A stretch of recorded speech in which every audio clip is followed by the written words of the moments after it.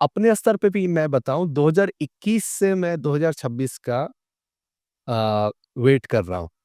उसकी प्रतीक्षा में था कि कब 2026 आएगी क्योंकि ये जो 2026 से 29 का काल है इसके बारे में बहुत सुना है कि ये परिवर्तन का काल है। तो आज का जो विषय है, आप यूएस में जो बदलाव देख रहे हैं, अमेरिका में, ईरान में जो परिवर्तन आपको दिख रहा है और इन सब परिवर्तन की स्थिति में ये जो जियोपॉलिटिकल शिफ्ट है, इसमें भारत कहाँ पे है?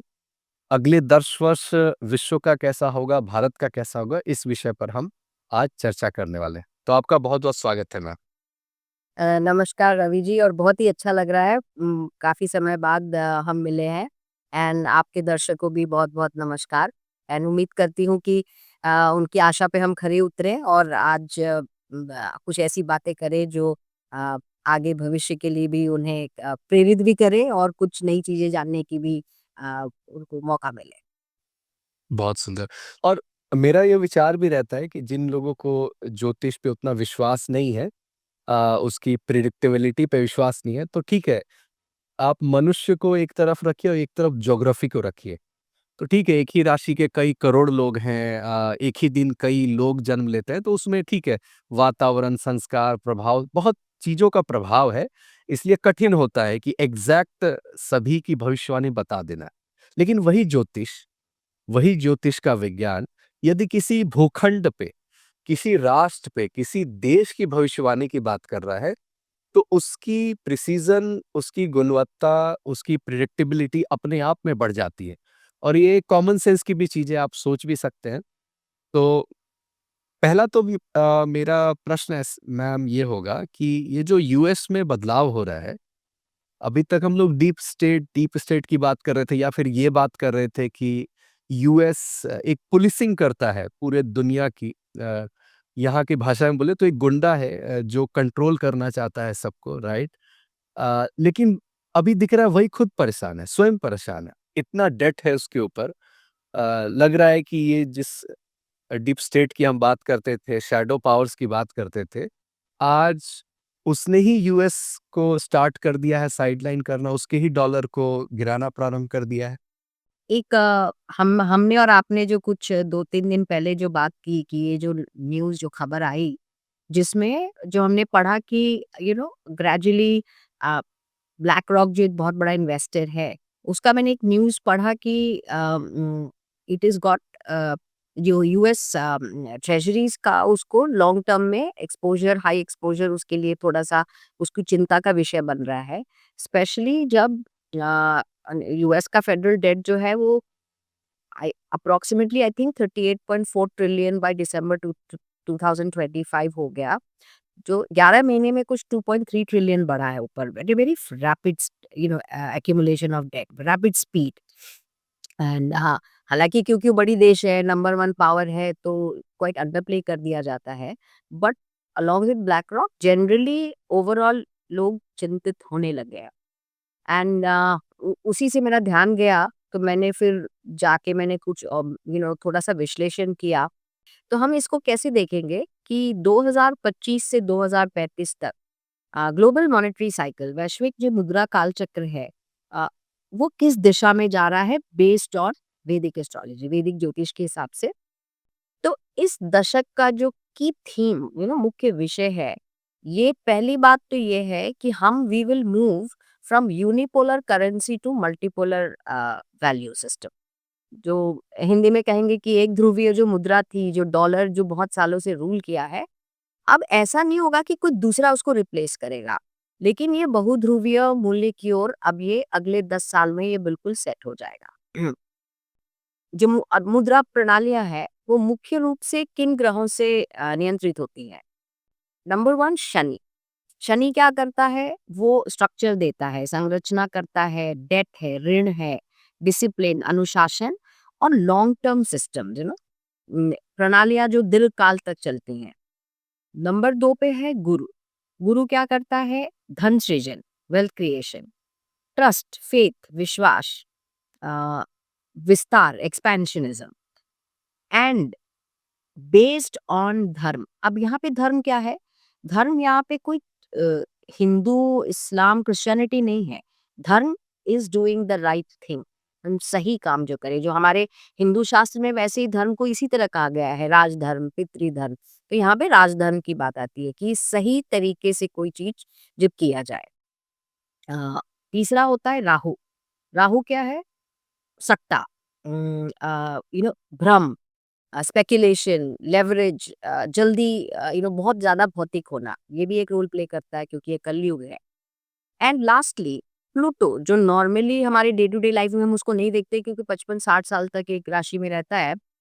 तो प्लूटो यहाँ पे उसका जो रोल होता है वो है आ, गुप्त शक्ति परिवर्तन। बहुत इंपॉर्टेंट है, हिडन पावर शिफ्ट्स, जो हमें पता ही नहीं पड़ता है। और ये प्रतीकात्मक रूप से एकदम से सिंबॉलिकली ये यहाँ पे इसका यूज होता है। अब ये चारों ग्रह की खूबी क्या है, मैंने जो पहला वीडियो हमने बनाया था, गुरु अतिचारी हो गए 2025 से, और वो आप लिंक डाल दीजिएगा क्योंकि अतिचारी गुरु पे हमने काफी डिटेल में बात करी थी। उसका रोल क्या होगा? मेन रोल है वो एक्सेलरेट करेगा, अगले 8 साल में वर्ल्ड ऑर्डर को, वैश्विक पूरे क्रिया को वो चेंज कर देने वाला है। उसके बाद 2023 से एक प्लूटो और शनि का कंजंक्शन हुआ है। हम एक-एक करके उस पे one by one we'll go step by step देखेंगे कि ये बड़े लंबे दिनों तक इनका कंजंक्शन रहने वाला है, तो ये क्या करेगा? अ, तो ये दशक जो है, ये मेन है शनि गुरु की जो रीअलाइनमेंट कहते हैं, राहु के शैडो में। एंड ये जाने जाते हैं हमेशा कि ये मुद्रा और विश्वास में परिवर्तन लाते हैं, trust factor and currency. Okay, like जैसे क्रिप्टो करेंसी बोलते हैं आई थिंक, करेक्ट, राइट? बिल्कुल, बिल्कुल वैसे ही। अब हम आगे बढ़ते हैं। तो कुंभ जो राशि है, कुंभ राशि का मेन वो किस चीज़ को रूल करता है? जन प्रणाली, मास सिस्टम्स, सामूहिक शासन, कलेक्टिव गवर्नेंस और नॉन रॉयल पावर। एकदम मतलब शाही शासन में वो बिल्कुल कुंभ राशि सपोर्ट नहीं करता है क्योंकि वो शनि उसके मालिक है, and Shani is all about masses, democracy, धर्म आधारित। तो कोई एक जन, जो आपने भी कहा ना कि बुली बनना, हम जो करना चाहते हैं करें, वो तो नहीं चलेगा, बिल्कुल नहीं चलेगा। अच्छा, यहाँ प्लूटो का ये जो लंबा वास है, ये क्या, इसका प्रतीक क्या है? Collapse of single point of financial dominance, विस्तृत मूल्य प्रणालियों का उदय, और एक rise of distributed value systems. हाँ, ये इसका की थीम है। तो ये तो गारंटीड है कि कोई single currency can not command unquestioned trust for decades anymore. ये मेन पृष्ठभूमि है 2025 से 2035 का, कि अब कोई भी मुद्रा दशकों तक निर्विवाद विश्वास का पात्र नहीं रह सकती है। सो ऐसा भी नहीं होगा कि डॉलर जाके और मान लीजिए कोई और यूरो या रुपी या कुछ और आ जाए। अब ये it will be multi currency dominance, अलग-अलग पॉकेट्स में चलेंगे ये। आई थिंक मैं एक इनसाइट देना चाहूँ जो डॉक्टर अंकित शाह भी बार-बार रिपीट करते हैं कि अ, ये जो पूरा कोल्ड वॉर है उसका पूरा बैक स्टोरी यही है कि डोमिनेंस मतलब कि आइदर अस वर्सेस देम हो गया, या तो रशिया के साइड है, सोवियत के साइड है, या आप कैपिटलिस्ट यूएस के साइड है, communist correct, and capitalist. Correct, और उस वजह से सबको किसी ना किसी ग्रुप में रहना पड़ता था, लाइक 2 ही ग्रुप है बस, एग्ज़ैक्टली। हाँ, right? Now, due to rise of China and India economically, financially, geopolitics में, तो ये वो मेंटेन होना अब कठिन है, राइट? बिल्कुल। तो तो वो कह रहे हैं कि अब मल्टीपोलर वर्ल्ड होगा और सब अपने-अपने पड़ोसियों पर ध्यान देंगे बस, हाँ, मतलब। एग्ज़ैक्टली, आपने इसको बहुत अच्छी तरह से आउटलाइन कर दिया है। That is exactly what I was जी, टेलिंग। जी। अच्छा, अब हम ना, शनि जो है वो एक राशि में 2.5 साल रहते हैं। अ, तो और इनका रोल अभी बहुत इम्पोर्टेंट, बहुत ही महत्वपूर्ण है। शनि का रोल हमेशा से महत्वपूर्ण रहा है। तो ये शनि अब मीन में है। 2023 से मीन में आ गए थे और ये 2026 तक ये रहेंगे मीन में, और ये भी मीन में ही रहेंगे। 2027 में इनका गोचर होगा। तो तब तक क्या चेंज आने वाला है? एक्चुअली ये दो 2023 जैन के करीब ये कुंभ में आए थे और ये 2025 में ये मीन राशि में है। ये 2.5 साल इनका कुंभ में प्लूटो के साथ रहे और अब ये मीन में आ गए। अब मीन क्या होता है? मीन सिग्निफाइज इल्यूजन, भ्रम, अस्वीकृति, डिनायल, नैरेटिव्स। और शनि क्या है? परिणाम, वास्तविकता, कर्म, कंप्लीट रियलिटी, कॉन्सिक्वेंसेस। अब इसको हम कैसे जोड़ के देखें? तो इसको जोड़ के ऐसे देखेंगे, गवर्नमेंट्स मास्क डेट स्ट्रेस, सरकारें ऋण संकट को छुपाती है। तो आप अभी अभी हमने बात की ना कि America is underplaying its debt, right? तो आप जनरली देखेंगे कि अभी एक्सेप्टेंस नहीं होगा। जहां भी ऋण बढ़ेगा वो ये सोचेंगे कि कुछ नहीं, ये तो हमारा चल रहा है, हो जाएगा। फाइनेंशियल सिस्टम्स, जितनी वित्तीय प्रणालियां हैं, ये they will rely on narrative management. आप am I making myself clear कि मतलब ये सब अब नैरेटिव्स पे चल रहा है, जो रियलिटी है वो नहीं आ रही है। बिल्कुल, बिल्कुल। हाँ। और एंड आई थिंक जो जियोपॉलिटिक्स की स्ट्रैटेजी का पहला लाइन बोला जाता है कि you build strategy on narratives, not on reality. Exactly, exactly. Even Sun Tzu जो चाइना के हैं, वो आर्ट ऑफ वॉर वो पढ़ाया जाता है, तो डिसेप्शन तो पार्ट ऑफ स्ट्रैटेजी 2-3 हजार 4 हजार साल से, मतलब कलयुग की ही स्ट्रैटेजी बोल दीजिए, डिसेप्शन ही है। बिल्कुल, और ये अभी वही चल रहा है। सो अगला पॉइंट्स क्या है? बहुत इंपॉर्टेंट है। Liquidity will appear plentiful but fragile. ऐसे लगेगा कि बड़ी प्रचुर मात्रा में प्रतीत हो रहा है कैश फ्लो, लेकिन नाजुक है क्योंकि वो कहाँ है पता नहीं है। It is just appearing. बिल्कुल। एंड उसी से रिलेटेड ऋण समस्याओं का हल नहीं किया जाएगा। इट इज बीइंग टाल, मतलब वो पोस्टपोन हो रहा है, टाला जा रहा है कि ये होगा तो हम ये करेंगे तो विल रिजॉल्व दिस। अभी तेल मिलेंगे तो हम ये करेंगे तो ऐसा होगा। राइट। मुझे तो एक मीम याद आ रहा है, अभी एक कमेंट बहुत फेमस होता है कि जब लोग डेट देखते हैं, यूएस के जो सिटीजन है वो बोलते हैं, हम ओ किसे करते हैं, थैनोस को? मतलब इतना डेट किसके कारण डेट है, मतलब किससे उधार लिया है हमने? राइट। एक्चुअली मैं ना अब सोचती हूँ, we were in of US. मैंने अपना करियर है ना कॉल सेंटर में शुरू किया था। एंड आपको एक इंटरेस्टिंग चीज बताऊं, मैं जब इंडिया में क्रेडिट कार्ड का सिस्टम भी नहीं होता था, I started in a process जो हम कलेक्शन करते थे। तो ओके। हमारे लिए दिस इज इन अर्ली 2000। मेरे लिए इतना, मेरे लिए क्या, हम सब जो ग्रुप में थे, हम इतने शॉक थे कि कर्जा पे इतना ये लोग जी रहे हैं, क्योंकि इंडिया में कर्जा को बुरा माना जाता है, राइट? उस पर से जब हमें ट्रेनिंग हुई तो सोचिए, क्रेडिट कार्ड को अगर कोई न चुका पा रहा है तो वन ऑप्शन हम क्या देते थे कि अपना घर कंसोलिडेट कर दो। Can you imagine? हम सोच भी नहीं सकते कि हम घर, इंडिया में घर गिरवी रखेंगे कार्ड देने के लिए। और हम ना, हमारी ट्रेनर को बहुत परेशानी हुई क्योंकि हम we were not able to कि हम कैसे इसको बोलेंगे। वो बोलती थी कि this should be as one of the solution you propose. और तब हम बड़े वी वर इन ऑ, हमें लगता था यार बहुत अच्छा है, बट आज समझ में आ रहा है कि was it the right thing? क्या वो बेस सही बना था? रादर देन, ठीक है, हालांकि हम सब वहीं उसी पे आ गए हैं, हम सब लोन पे ही जी रहे हैं, बट वहां तो बहुत पहले से it's, I mean it laid the foundation many years ago. अब ये साइकिल जो है 2 साल का, 25 से 27 तक, ये धर्म और विश्वास विश्वास में बदलाव की गति को अत्यंत तेजी देगा। गुरु वैसे ही अतिचारी हैं और यहाँ ये और फास्ट पेस्ड हो जाएंगे। क्या होगा इसका नतीजा? धार्मिक प्रणालियां बहुत तेजी से बदलती हैं ऐसे में। Faith systems change very quickly. और गुरु वेल्थ को भी, गुरु धर्म और धन दोनों साथ में लेके चलते हैं। It rules both. तो क्या होगा? Wealth relocation will be much faster than expected. धन का जो पुनर्वितरण है वो अपेक्षा से बहुत अधिक तेजी से होगा। And ethical credibility will matter more than scale. नैतिक विश्वसनीयता जो है ना, वो अब ज्यादा मायने रखेगा। जो अभी तक जो थोड़ा सा खोखला और नैरेटिव इसमें खोखले बातों पे चल रहे थे, जो बेसिस था और नैरेटिव, अब वो चलेगा। और आप शायद वो देख रहे हैं कि people are questioning, right?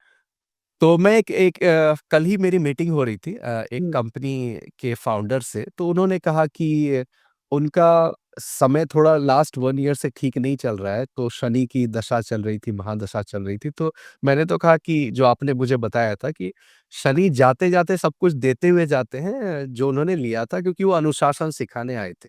Correct. And she was in marketing industry, advertisement hmm, industry और उन्हें उन्होंने बताया कि मतलब ठीक है, टॉप नॉच एजुकेशन उन्हें मिला, अच्छे-अच्छे कॉर्पोरेशंस में वो गई। उन्होंने कहा कि मार्केटिंग और एडवर्टाइज़मेंट फर्म को लायर्स बोला जाता था, हमें लायर्स सीधा बोलते थे और ये हमें थोड़ा अजीब लगता था कि हमें लायर्स क्यों बोल रहे हैं, राइट?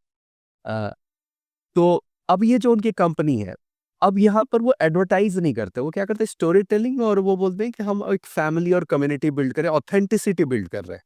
तो जब उन्होंने ये शब्द का जब प्रयोग किया और ये भी बोला कि ये जो आर्टिसंस हैं हम लोग जो लॉन्ग टेल है मतलब जो आर्टिसंस जो गरीब रह गए राइट रिमोट एरिया में रहे उनको पिक करके ये कर रहे हैं। तो जैसे ही उन्होंने ये बात की तो मुझे एक और बात याद है क्योंकि शनि आपके सपोर्ट में आ जाते हैं when you start helping those who need help right?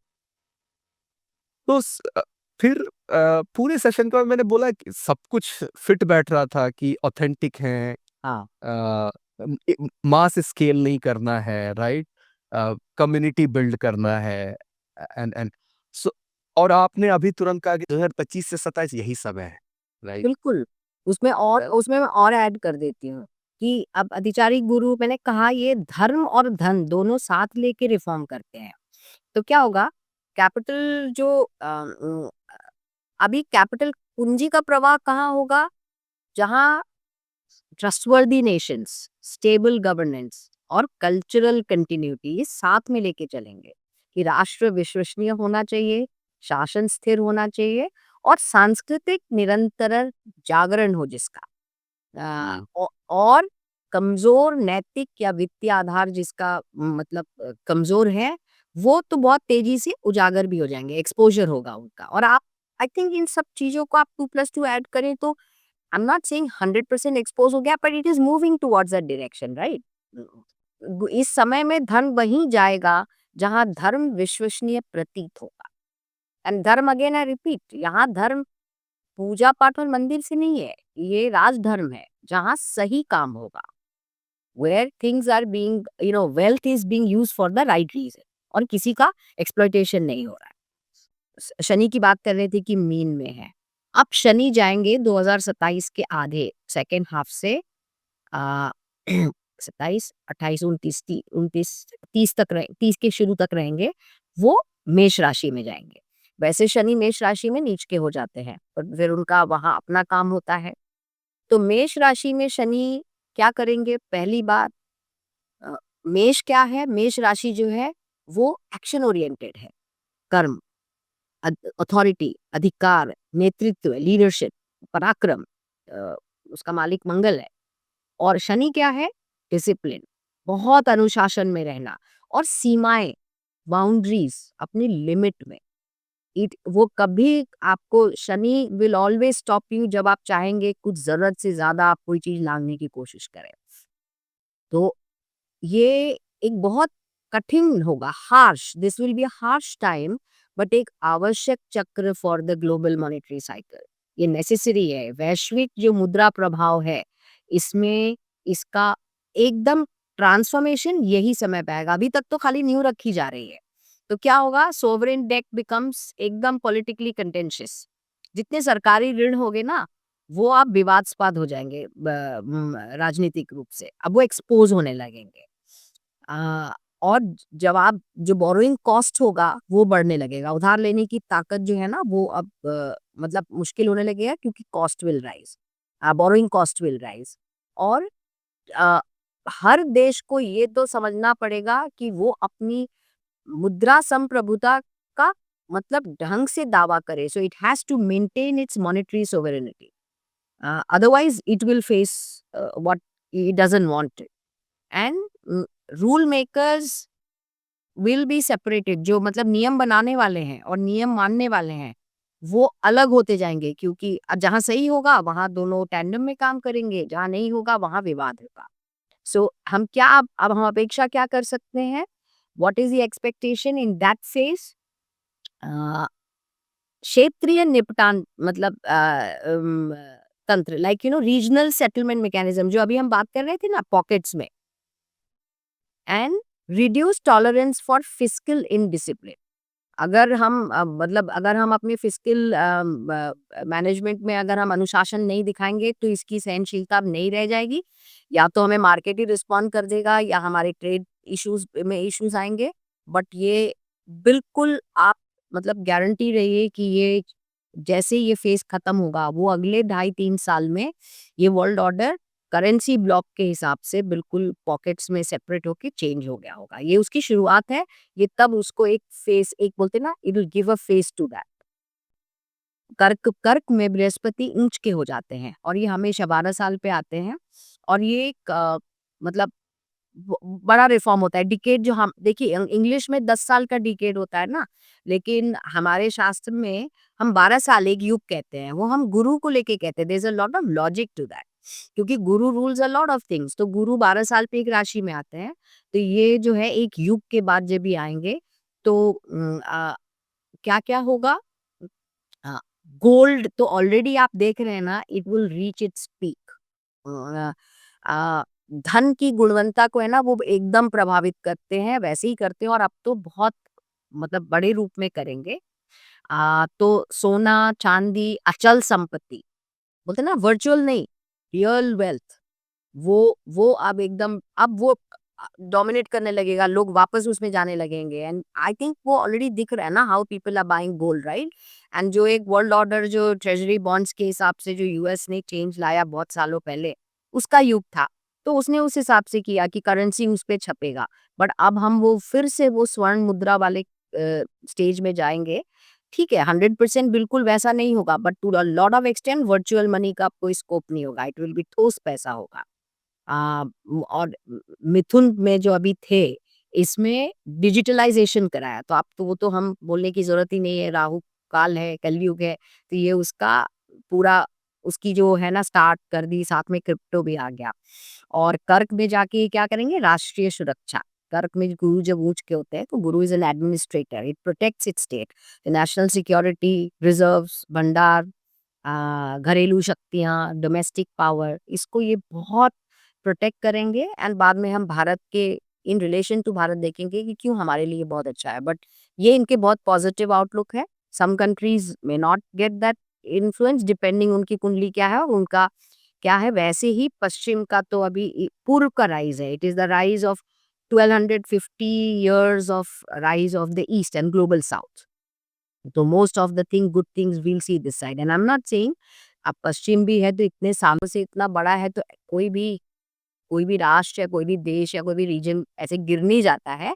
But हाँ, वो जो डोमिनेंस था, जो वो स्ट्रेंथ था, वो सब अब नहीं होगा। आई मीन बहुत there will be many new pictures on that. Gold accumulation is the key. सोने का संचय आप एक अलग चरम सीमा पे देखेंगे। व्यापार का विविधीकरण, lot of diversification and national reserves most of the countries में अब ठोस तरीके से बढ़ेगा। डेट इकोनॉमी कॉन्सेप्ट एकदम कम हो जाएगा। शनि और गुरु की जो मैच्योरिटी है, परिपक्वता है, वो 2031 और 2035 के बीच में it will reach its peak. जो हम बोल रहे हैं ना 225 से 235, तो ये इसका स्टेज बाय स्टेज है। तो बाय अर्ली 2030s में क्या होगा, नई व्यवस्था का स्थिरीकरण होगा, स्टेबिलिटी। जो सिस्टम्स वो सिस्टम्स जो पोस्ट 220 के बाद जो सिस्टम्स टूटने लगे हैं, जो सस्टेन नहीं हो सकते हैं, वो खत्म हो जाएंगे and new monetary hierarchies will emerge. अब वो क्या होगा हमें नहीं पता, but it will definitely emerge. While USD will still remain important, but वो एब्सोल्यूट नहीं होगा। अब नई बहुत सारी मुद्राएं मैंने हमने बात करी लिए उभरेंगी। एंड जो विश्वास, ट्रस्ट फैक्टर में gold will emerge as a neutral reference. And बहुत अनुशासन से चलेगा वर्ल्ड, बिकॉज सब लोग इतनी सबक सीख चुके होंगे ना। People, every country is going to be very careful, जो आपको अभी दिख ही रहा है, राइट। तो अब वो पहले वो आपने जैसे कहा ना कि वी हैव टू फॉलो, ये सुपर पावर है, वी हैव टू फॉलो, ऐसा बिल्कुल नहीं होगा। Everybody look for their own safety, और इस कारण से एक थोड़ा-सा मोर balanced world I would say ये हो जाएगा। मेरे हिसाब से तो ये एक अच्छी बात होगी, एक पोलराइज़ेशन नहीं होगा, और ये किसी मुद्रा का पतन नहीं है, बल्कि एक बोलते हैं ना एंड ऑफ अ मोनोपोली है ये। जी। ये एक मतलब डाउट या क्यूरियोसिटी दोनों आप बोल लें। दिखता था कि जो वर्ल्ड पॉपुलेशन है उसका जो कंसंट्रेशन है वो इधर है, राइट? मतलब या नेचुरल रिसोर्स भी बोले वो ज़्यादा दिखता है, मतलब चाइना, इंडिया, यस, ये जो साउथ एशिया या एशिया बोल रहे हैं। लेकिन आप देखिए जो पावर का जो एपिसेंटर है वो हमेशा पहले यूरोप के पास था। करेक्ट। वो तो पहले ही अनस्टेबल था कि वो हाउ कैन मतलब जहाँ रिसोर्स नहीं है, लोग नहीं है, वो पूरे वर्ल्ड पॉपुलेशन को कंट्रोल कर रहे हैं। तो वो फाइनली चलिए यूएस की तरफ शिफ्ट किया। अब आप ये बोल रहे हैं कि वापस से वो जो मोनोपोली थी, अब धीरे-धीरे अलाइन हो रही है, ये मिडल ईस्ट और ये एशिया इस तरफ वो धीरे-धीरे आ रही है। और ये शायद ईरान पे भी क्योंकि ईरान अगर यूएस कमज़ोर हो रहा है, तो यूएस के जो एलाई गवर्नमेंट थे, उनको भी अब दिक्कत होने वाली है क्योंकि ऑब्वियसली उनका ही सपोर्ट से सब वो स्ट्रक्चर खड़ा था। तो एक ईरान में भी अभी उथल-पुथल दिख रही है, तो ये शायद उसी चेन रिएक्शन का हिस्सा है, जो 100%। डोमिनो इफ़ेक्ट है। बिल्कुल, बिल्कुल। आप अभी क्या है, दिसंबर, I don't remember the date, तभी से राहु शतभिषा नक्षत्र में गए, और अभी काफ़ी महीनों से मंगल, शुक्र और सूर्य वो लगातार एक साथ ट्रांज़िट कर रहे हैं, गोचर कर रहे हैं, जो बहुत रेयरली होता है। और अभी मंगल 16 या 17 तारीख को अपनी उच्च की राशि मकर में जाएँगे। तो ये बोलते हैं ना, ये जो भी जहाँ भी जो हो रहा है ना, ये उसका ग्रैंड फिनाले हो जाएगा। शतभिषा नक्षत्र में राहु ने आके उसको एकदम से एग्रवेट किया, और ये अगले समझिए आप 16-17 जनवरी से लेके मिड फरवरी तक अ, जो होना है, बोलते हैं ना, things will come to conclusion. And what are they, ये सब क्या हो रहे हैं? दीज़ आर छोटे स्टेप्स है ना, जो हमें नए ऑर्डर को स्टार्ट कर रहे हैं। हर जगह वही हो रहा है ना। राइट। या and again I go back कि हमने जब वो वाली जो वीडियो करी थी, उसमें हमने ये सारी चीज़ों को वी हैड एड्रेस्ड कि क्या-क्या होगा। I mean we let people see that, लोग देखें तो उनको अच्छा लगेगा, अब शायद वो रिलेट कर पाएँगे। बट हमने यही स्टेप बाय स्टेप बोला था, और एक्चुअली मैं तो बहुत अमेज़्ड होती हूँ, बहुत और भी उत्सुक हो जाती हूँ कि इट्स मूविंग उसी दिशा में जा रहा है, तो और कैसे देखा जाए।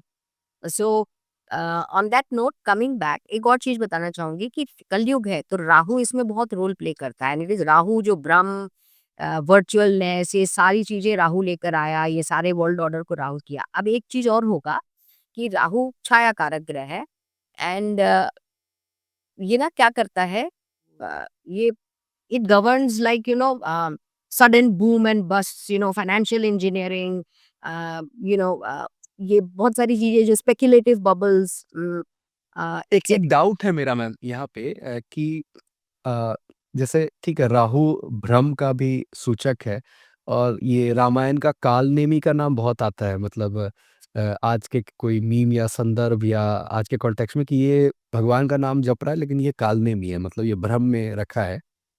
और फिर दूसरे तरफ ये भी सुनते हैं कि जो भी बिलियनेयर है, मतलब आपने ही कहा था जैसे अंबानी ही है, तो बिना राहु के वो इतने अमीर नहीं बन सकते। तो ये कनेक्शन क्या है? एक तरफ भ्रम है और एक तरफ वेल्थ है।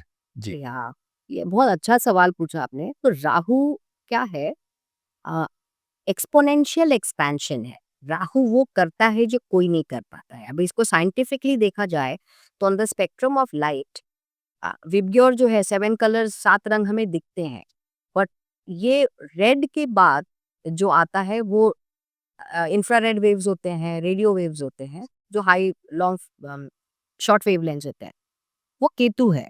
और जो वायलेट के बाद आता है, वो ultraviolet rays, nuclear radiation, X rays, वो राहु है।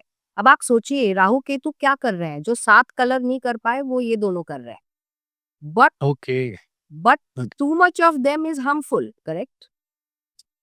जैसे राहु एक्सरे करता है, वो वहां अंदर आपके जाके फोटो लेता है जो कोई नहीं ले पाता है। But can you stay in X-ray room for long? Otherwise you will get cancer, you will have genetic mutation. तो राहु, और कलयुग में राहु शासन करता है। राहु, और इसका एक ये भी है, राहु भौतिकवाद है। राहु इज योर मूलाधार चक्र, जो आपको मटेरियल वर्ल्ड में खींचता है। उसी का दूसरा एक्सिस है वो सहस्त्रार चक्र है जो आपको कहता है इस दुनिया से क्या लेना देना, हमें परे जाना है, जब एंड सो हम इस द्वंद में जीते हैं।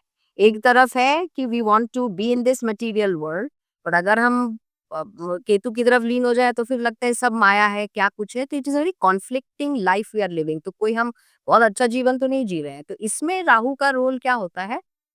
एज आई सेड, ये जब किसी पे मेहरबान होता है, एक्सपोनेंशियल एक्सपेंशन पर, ये ग्रह नहीं है। तो ये क्या करता है, जिस ग्रह के साथ बैठता है उसको ये एक्सपैंड करता है। इसीलिए लोग इससे डरते हैं। तो जिसका अच्छे ग्रह के साथ राहु आया तो उसके लिए वो एक्सपोनेंशियल एक्सपेंशन हुआ है। दूसरा, वो आदमी बहुत मटेरियलिस्टिक होता है। Who will grow as a billionaire when you have that desire, no, मुझे अरबे अरब चाहिए और उसके लिए मैं कुछ भी कर दूंगा, नैतिक या अनैतिक। That is Rahu. So that is why Rahu कलयुग में जितने लोग जो मटेरियली बहुत राइज करते हैं, इवन पॉलिटिक्स में भी Rahu has to play a role.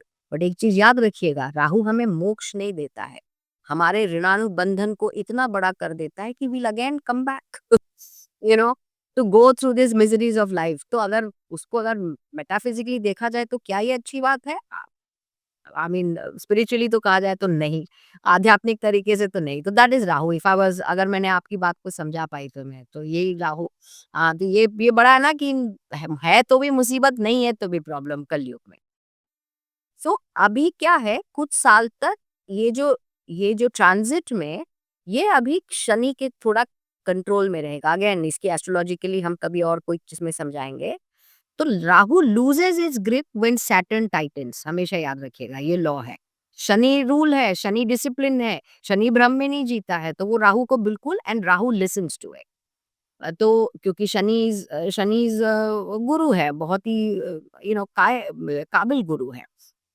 तो वो क्या करेगा, अ, शनि इन कुछ समय तक राहु को कंट्रोल में रखेगा, एंड दैट इज व्हेन धर्म का पुनर्निर्माण हो पाएगा, राइटियसनेस हो पाएगा, right, because Rahu will remain in control. So that is another perspective of that, कि शनि के प्रभाव से राहु की पकड़ कमजोर होगी तो वास्तविकता में लोग जिएंगे थोड़ा मोर, धर्म जो है कि बढ़ेगा, क्योंकि otherwise Rahu is too materialistic, वो धर्म को अंडरमाइन भी कर देता है। धर्म मीन्स राइट वे और मॉरल वे ऑफ डूइंग। तो ये this is one this thing.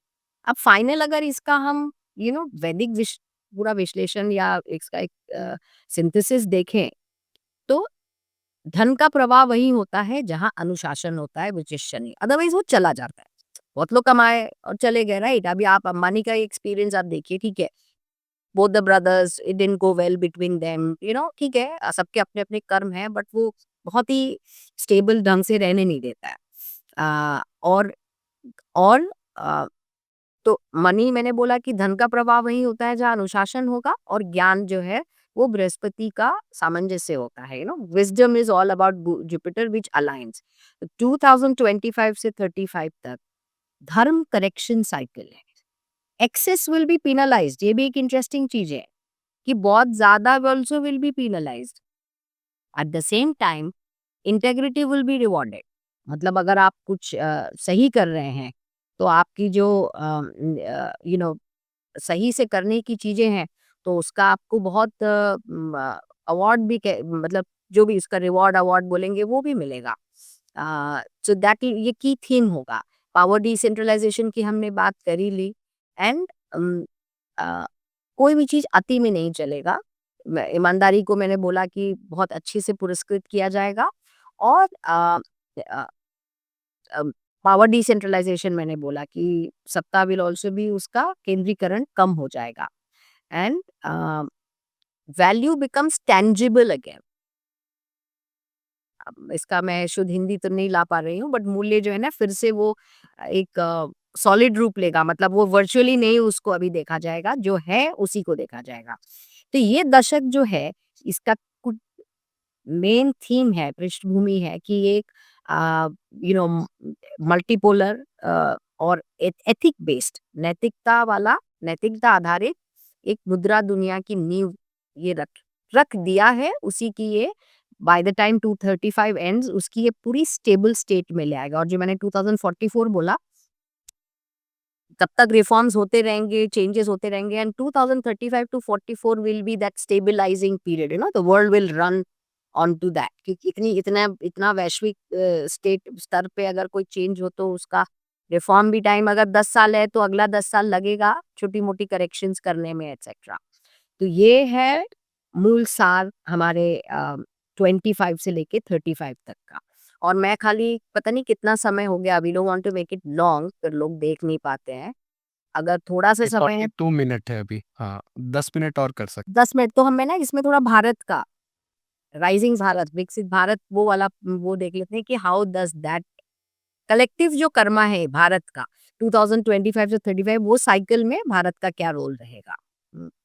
तो आ, इसमें भारत कोई नया पावर नहीं है, हम अपनी सिविलाइजेशन को रिवाइव कर रहे हैं।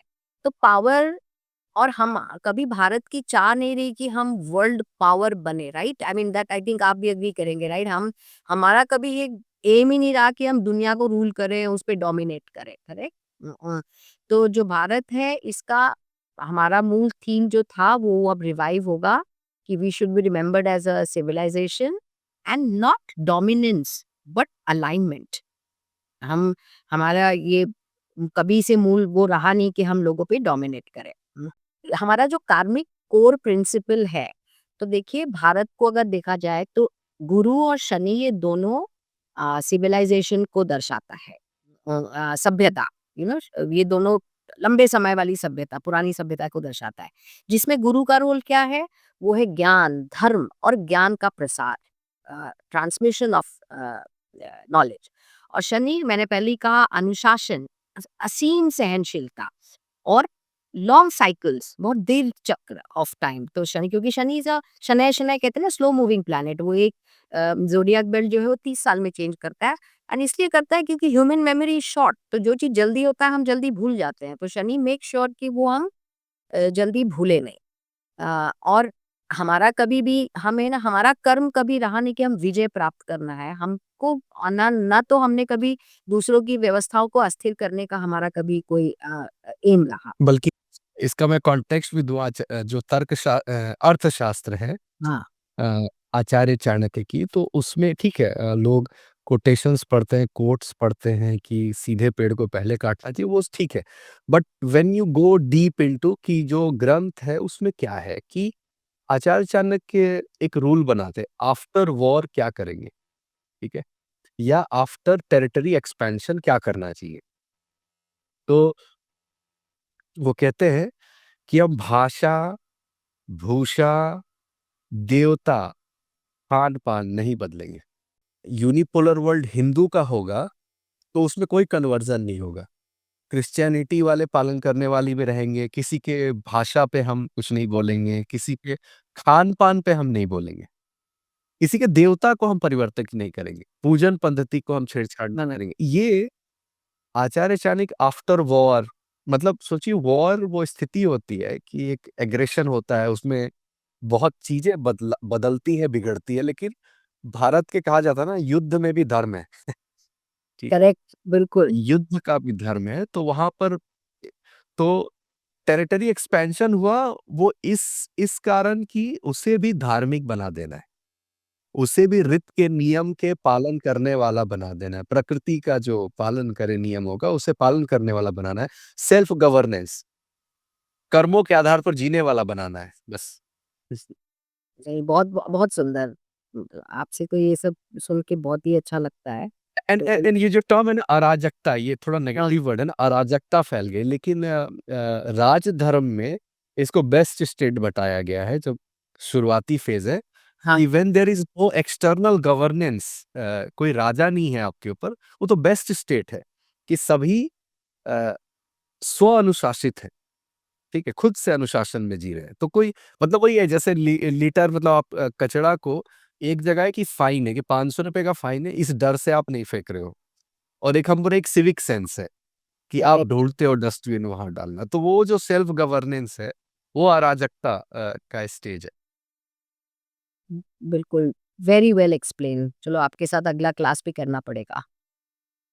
सो हाँ, हमारी खूबी क्या रही, हमारी कार्मिक, इंडिया एज़ अ कंट्री, हमारी कार्मिक जो मेन कार्मिक फंक्शन क्या था कि बिना टूटे हर तरह के झटके सहना, tolerate without collapsing, take absorb all shocks, और डिटॉक्स विदाउट ड्रामा। मैं कहती हूँ कि हम हमारी हमारे देश में हम नाटकीय नहीं है।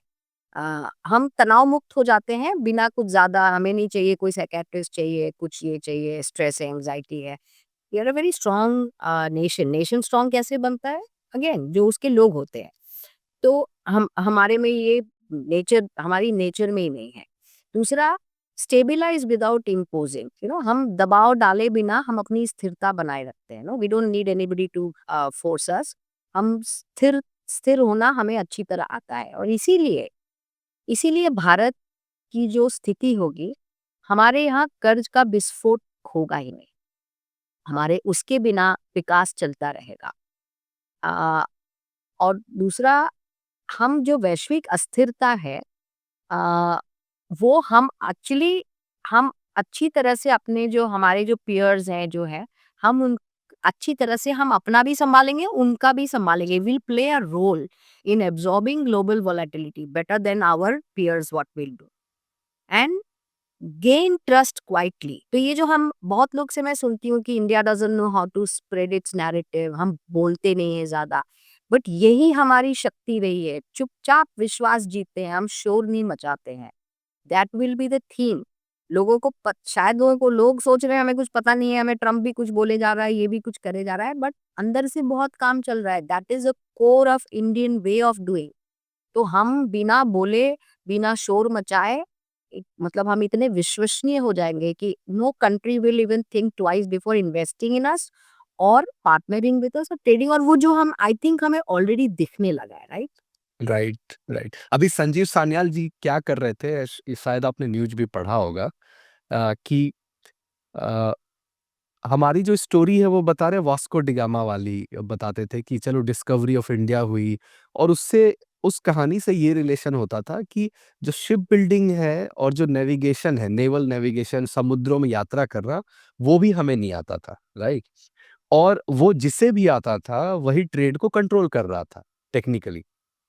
तो संजीव सान्याल जी ने क्या किया है कि कैलाश मंदिर जो है महाराष्ट्र में, वहाँ हम्म, के स्टोन्स में एक डिज़ाइन है शिप का, उसको पिक किया। अच्छा, अच्छा। केरल से कारीगरों को इकट्ठा किया, जो स्टिच्ड शिप, मतलब उसमें कोई मेटल नहीं है, उसमें कोई जॉइंट नहीं है, राइट? फिर आईआईटी मद्रास से उसका जो हम बोलते हैं कि जो विंड मिल टेस्ट हो या फिर जो भी उसकी ड्यूरेबिलिटी की वो फंक्शन करेगा कि नहीं, राइट? एंड देन वो बिल्ड कर रहे हैं, और बिल्ड नहीं कर रहे हैं केवल, वो उतर चुके हैं, और वो पूरा ओमान तक की यात्रा भारत से वो कर रहे हैं, राइट? और आई थिंक वो 2/3, जब हम ये टॉक कर रहे हैं, 2/3 डिस्टेंस उन्होंने तय कर लिया है 14 लोगों के साथ, वो शिप में है। अच्छा। और ये शिप बिल्डिंग 1100 साल पुरानी है, ठीक है? मतलब छत्रपति शिवाजी महाराज के भी पहले, ठीक है? वहाँ की रिकॉर्डेड हिस्ट्री है कि नेवल्स, तो उ उनका ये था कि ग्रैंड इंडियन नैरेटिव हम कैसे बनाएँगे? साइटेशंस करके, बुक्स का संस्कृत में श्लोक बता के, या संस्कृत में जो ग्रंथों में तरीका दिया हुआ है, या अपना जो इंडिजिनस रिसोर्सफुलनेस, उसमें कोई इंजन नहीं होगा, ठीक है? कोई जेम्स वॉट के पहले की दुनिया होगी, राइट? चल, और वो अ, इस यात्रा को ऑलमोस्ट कंप्लीट करने वाले हैं, अरे वाह। ठीक है? ठीक है। तो फॉलो दैट, हाँ, तो ये देखूंगी। हाँ, अच्छा हो आपने बताया। सो दैट्स हाउ, जो आपने कहा ना कि नैरेटिव बिल्डिंग हम ऐसे करते हैं। True, true. एंड उसी पे मैं लास्ट में ये बात बोलूंगी। आपको पता है कि शनि प्लूटो का ना कॉम्बिनेशन बहुत लीथल माना जाता है, because it has destroyed civilisations. लेकिन ये हमारे लिए उल्टा होने वाला है। क्यों? बताती हूँ। भारत का विखंडन क्यों नहीं होगा? क्योंकि शनि प्लूटो उन सभ्यताओं को नष्ट करता है जो अत्यधिक कर्ज में डूबी हो, खोखली संस्थाओं वाली हो और बाहरी मान्यता पर निर्भर हो, एक्सटर्नल वैलिडेशन। ओके। अब ये 3 ठोस पिलर है, जिसके कारण either it will destroy and support. अब ये भारत क्यों सर्वाइव करेगा? राइजिंग भारत, बिकॉज़ हमारी जो सभ्यतागत स्मृति है वो आंतरिक है, इट्स इंटरनल। हम दूसरे से नहीं वैलिडेट करके बैठे हुए हैं, right? It is absolutely internal. दूसरा, हमारी जो प्रणालियाँ हैं, वो बहुत ही अ, वी आर फ्लेक्सिबल। हम हमारे सिस्टम्स रेज़िलिएंट हैं, लचीली जिसको बोलते हैं ना, टेनेसिटी है। तो हम चेंज बहुत अच्छे से एम्ब्रेस करते हैं ना, हमारे हेल्दी डिस्कशंस होते हैं and we embrace change. Plus हमारे थोड़े लेयर्स भी होते हैं, बिकॉज़ देखो नॉर्मल लाइफ में ब्लैक एंड व्हाइट होना पॉसिबल नहीं होता है। तो we have layers where we know कि कहाँ पे ग्रे है और उसको कैसे हैंडल करना है। क्यों? जो आपने कहा ना, हमारा पॉपुलेशन है और युवा पॉपुलेशन है, तो एक देश कैसे बढ़ेगा? क्योंकि उसके एक संचित कर्म होंगे। उसमें ना, ये अतिचारी गुरु के कारण मैं एग्जैक्टली बताऊंगी कि हमारे युवाओं में क्या चेंज आ रहा है, उनकी सोच किस तरह हो रही है एंड वो कैसे लीड करेंगे। ये आई mean it is so interesting ना, कि आप सुनेंगे ना, एक एक चीज हम रिलेट करेंगे, तो वो आई एम श्योर हमारे दर्शकों की भी सुनने में वो बहुत अच्छा लगेगा। And we all should be very proud, हमारे जिसके घर में भी नव युवक नव युवतियां हैं, so we should support, promote, क्योंकि ये उनका समय है। ये जो अगला 2000 दशक है और उसके अगला वाला दशक है, हमें उनको खूब सपोर्ट करना चाहिए कि वी भारत क्यों राइज, मैं इसको हमेशा कहती हूँ बहुत, proudly I say that it's a rising Bharat. And क्यों राइजिंग भारत है? Not because others will fall, ये कभी हमारी नीति नहीं रही। हमारी है because the world is ready to listen to us again. That's the difference. कि एक समय पे हम दुनिया हमसे सीखते थे, सुनते थे, and we never rule them, और हमने कभी ये एटीट्यूड भी नहीं था। तो इंडिया इज रीटीचिंग बैलेंस। पश्चिम को है ना, संयम का पुनः अभ्यास करा रहे हैं हम, और हम उसके एग्जाम्पल बन के उभर रहे हैं। हम उसके we are the true examples कि संतुलन कैसे होता है, और इतनी सारी एडवर्सिटीज में हम आगे कैसे बढ़ेंगे। सो वील इसका एक अलग सा बताएंगे, but yes, very proud moment for sure. Global south का भी है पूरा, but India is going to be, I am not saying कि सिर्फ भारत ही राइज करेगा, बट ग्लोबल साउथ पूरा करेगा, but India will definitely be the leader. And again as I said, not as a bully leader, but more as somebody who's like a guru, like somebody who's showing the path. Wonderful, wonderful. और आज स्वामी विवेकानंद की जयंती भी है, और इस बहुत दिवस ये केम की रोहान, बात हुई। बिल्कुल बिल्कुल, हम सब उनके, I mean there is no more better example than Vivekananda ji. So I hope हमें दर्शकों को अच्छा लगेगा, हम फीडबैक का वेट करेंगे, एंड बहुत सुंदर। फिर जल्दी बात करते हैं। बहुत बहुत धन्यवाद दरी जी, थैंक यू। आज बहुत आनंद आया मैम फिर से। चलिए, आपको बिल्कुल बहुत-बहुत मुझे धन्यवाद। चलिए, धन्यवाद।